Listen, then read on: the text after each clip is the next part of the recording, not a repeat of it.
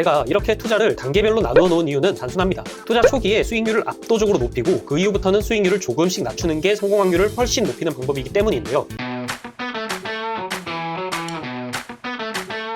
안녕하세요. 이번 시간에는 목표 금액에 맞춰서 투자 계획을 세우는 법에 대해서 알아보도록 하겠습니다. 그냥 바로 투자하는 방법부터 알려주면 안 되냐는 분들도 꽤 많이 계신데요. 솔직히 저도 그런 영상만 올리는 게 조회수도 더 잘 나오는 것도 알고 영상 만들기도 편합니다. 그런데도 불구하고 제가 이렇게 엑셀 파일이랑 수식까지 직접 만들고 세금이나 법 같은 것도 한참 동안 뒤져가면서 엑셀을 수정을 하고 대본 또 몇 번씩 고치고 영상 또 몇 번씩 다시 찍고 또 수정하는 이유가 뭐냐면 그런 방법들에 대한 영상을 올려봤자 결국은 실패할 가능성이 높다는 걸 알아서 그렇습니다. 왜냐면 제가 그렇게 하다가 많이 잃어봤기 때문에 아무리 괜찮은 기법이나 전략이 있어도 100명 중에 최소 90명은 실패할 걸 알기 때문에 여러분들은 그렇게 투자하지 않으셨으면 해서 이렇게 가성비도 안 나오는 영상을 찍고 있는 건데요. 여러분들 혹시 울트라 러닝이라는 책 들어보셨나요? 이 책을 쓴 사람이 스콧 영이라는 사람인데 이 사람이 미국도 아니고 캐나다의 중위권 대학을 다니다가 4년이 걸리는 MIT의 컴퓨터 과학 학부 과정을 온라인으로 1년 만에 통과해서 엄청나게 유명해진 사람이거든요. 온라인 수업이긴 하지만 MIT의 오픈 코스 같은 경우는 실제 MIT의 수업 수준이나 시험 수준과 큰 차이가 없다고 알려져 있습니다. 그런데 MIT의 천재들도 4년이 걸리는 과정을 이 작가는 단 1년 만에 끝내버렸습니다. 울트라 러닝은 그 과정이나 방법에 대한 내용을 쓴 책인데요. 이 책에서 작가가 제일 중요하게 말하는 게 바로 계획이에요. 이 책의 내용을 요약하면 먼저 계획을 세우고 나서 미친듯이 공부해라 라는 건데 미친듯이 공부한 기간이 1년이라고 하면 계획을 짜는데 3개월을 썼다고 하더라고요. 왜냐하면 계획이 부실하면 미친듯이 공부를 할 수가 없기 때문인데요. 만약 공부를 하면서 지금 이걸 배우는 게 정말로 좋은 걸까? 이걸 하는 게 맞나? 다른 방법은 없을까? 이런 생각이 들면 당연히 미친듯이 공부에 집중할 수가 없겠죠. 그러니까 최대한 본인이 생각했을 때 완벽한 계획을 세워놔야 중간에 흔들리지 않고 계속해서 달릴 수가 있다 이거예요. 계획을 세우는 게 솔직히 지겹고 귀찮고 무엇보다 머리 아픈 일인 건 누구보다 잘 알고 있습니다.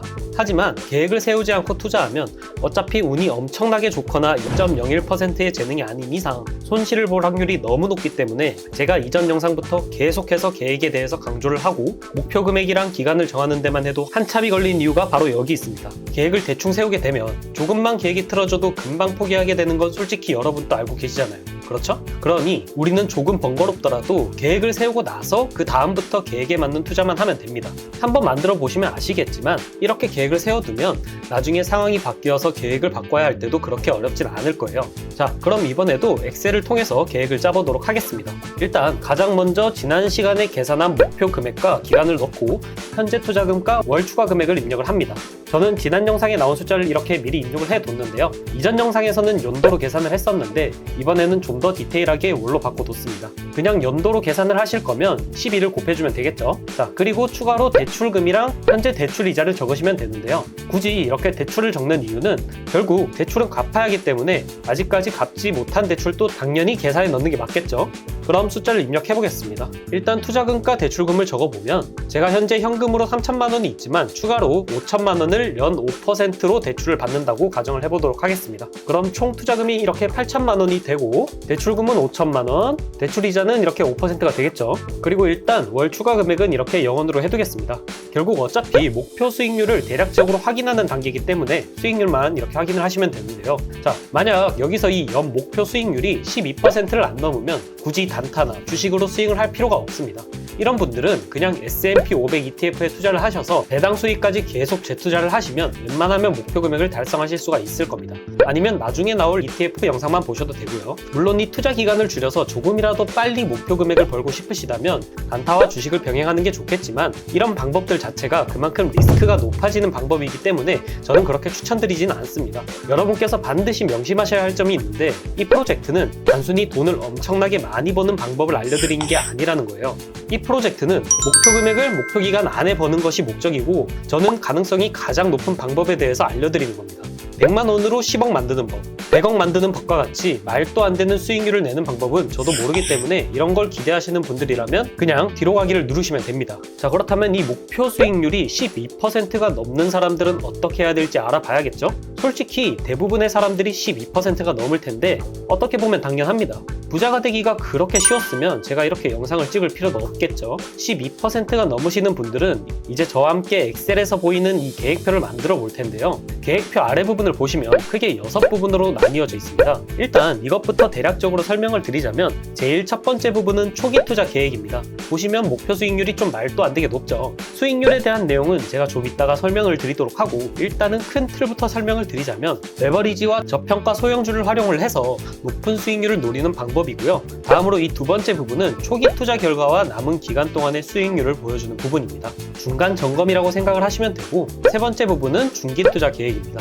초기 투자에서 벌어들인 수익금을 리밸런싱해서 저평가 소형주와 중대형 우량주에 투자를 하는 전략이고요. 그 다음으로 네 번째 부분은 마찬가지로 중기 투자에 대한 중간 점검이라고 보시면 되고, 다섯 번째 부분은 마지막 배당 ETF 투자 전까지 해야 할 투자인데요. 이때는 중대형 우량주와 ETF만 보유를 하시면 됩니다.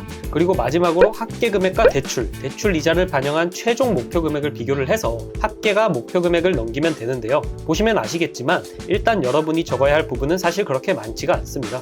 얼마를 투자해야 할지 비율을 정하고 기간만 정하면 사실 끝이에요. 제가 이렇게 투자를 단계별로 나누어 놓은 이유는 단순합니다. 투자 초기에 수익률을 압도적으로 높이고 그 이후부터는 수익률을 조금씩 낮추는 게 성공 확률을 훨씬 높이는 방법이기 때문인데요. 흔히들 인생을 마라톤에 비유를 하고 투자를 인생에 비유를 하죠. 결국 투자도 하나의 마라톤과 비슷하다는 건데요. 그런데 투자와 마라톤의 차이점이 있습니다. 마라톤은 달리다가 넘어지면 그냥 일어나서 다시 달리면 되지만, 투자는 넘어지면 뒤로 돌아갔다가 다시 달려야 한다는 거예요. 심한 경우 출발선 뒤로 갔다가 다시 달려야 할 수도 있습니다. 수익률은 리스크와 비례합니다. 수익률이 높을수록 그만큼 리스크가 높은 건 너무나도 당연한 사실입니다. 그렇죠? 그런데 높은 수익률과 리스크를 계속해서 유지를 하게 되면 초반에 계속해서 성공을 하더라도 결국 한 번이라도 크게 넘어질 경우 다시 제자리로 돌아갈 가능성이 그만큼 높다는 뜻입니다. 대표적인 예시가 2008년 서브프라임 모기지 사태, 리먼 브라더스 파산 사태입니다. 이때 미국의 투자은행들은 부동산 거품이 꺼지기 전까지 레버리지를 30배 수준까지 올리면서 돈을 엄청나게 벌어들였습니다. 몇 년 동안 천문학적인 돈을 벌었음에도 불구하고 결국은 한 번의 폭락 때문에 상당수가 파산하거나 흡수합병 되었는데요. 살아남은 회사들은 예상보다 빠르게 손실을 회복하긴 했지만 이건 미국 정부와 연준에서 엄청나게 자금을 지원해줬기 때문에 가능한 일이었습니다. 이런 구제책이 없었더라면 대부분 파산했을 거예요. 그렇기 때문에 우리는 넘어질 가능성이 높은 투자는 되도록 초반부에 배치를 해야 합니다. 같은 신체 조건과 능력을 가진 사람 2명 중에서 100m를 달리다가 다시 출발선에서 뛰는 사람이랑 30km를 뛰었다가 다시 출발선에서 뛰어야 하는 사람 중에 누가 결승에 먼저 도착할지를 물어보면 결과는 말하지 않아도 아시겠죠? 그리고 심지어 이 투자라는 마라톤은 넘어지면 돌아갈 뿐만 아니라 결승에 가까워질수록 짐이 많아집니다. 투자금이 많아질수록 소형주에 투자하기가 힘들어지기 때문인데요. 왜냐면 소형주는 나중에 가격이 오른다 하더라도 물량을 받아줄 사람이 많지 않기 때문에 할 때 조금이라도 더 손해를 볼 수밖에 없습니다. 요약하자면 우리는 비교적 리스크가 높은 투자를 초반부에 배치를 하고 시간이 갈수록 리스크를 낮추면서 시가총액과 거래대금이 높은 종목으로 거래를 해야 합니다. 자, 그럼 왜 이렇게 투자를 3단계로 나눴는지 이해하셨을 거라고 생각을 하고 아래 계획표를 채워보도록 하겠습니다. 부자 프로젝트에 참여하실 멤버를 모집합니다. 부자 프로젝트는 노후 걱정 없이 원하는 인생을 살 수 있도록 투자 계획을 세우고 실천하는 방법을 알려드리는 프로젝트입니다. 참여하시는 분들은 본인의 수준에 맞춰서 제가 직접 1대1로 간단한 교육을 해드린 후에 정보를 공유하고 응원과 소통을 통해 서로 윈윈할 수 있는 투자 커뮤니티에 참여하셔서 좀 더 쉽게 목표 금액을 달성하실 수 있습니다. 프로젝트에 대한 좀 더 자세한 내용은 전자책에 들어가 있으니까 궁금하신 분들은 전자책을 받아보셔서 읽어보시길 바라겠습니다. 커뮤니티에 참여하지 않고 개인적으로 배우실 분들이나 다른 궁금하신 것들도 댓글에 있는 링크로 연락 주시면 제가 아는 선에서 최대한 도와드리도록 하겠습니다. 그럼 저는 다음 영상으로 찾아뵙도록 하겠습니다. 시청해주셔서 감사합니다.